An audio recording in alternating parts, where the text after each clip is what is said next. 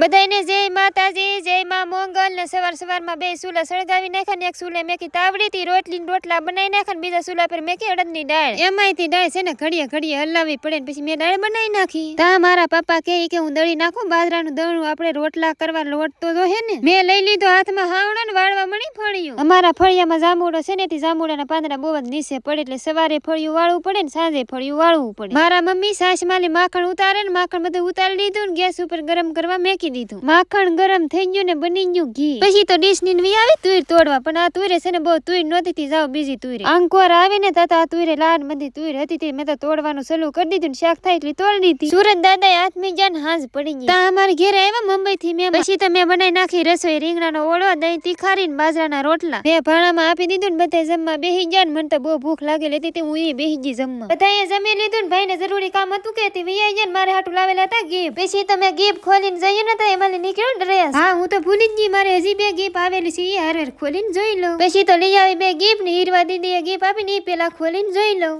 જોયું તો એમાં નીકળી સરસ મજાની કુર્તી. હવે છે ને જીતુભાઈ આપેલી છે ને એ ગીફ ખોલીને જોઈ લો. જોયું ને તો આ ગીફ છે ને પેક કરેલી હતી, હવે ખોલીને જોઈ લો આ ગીફ. તા તો એમાં નીકળી ઘડિયાળ ને બ્રેસલેટ. આ તઈને ગીફ બહુ મસ્તીની છે ને એટલે પ્યારી ગીફ દેવા માટે થેન્ક યુ ને હારું લ્યો બધાને જય માતાજી.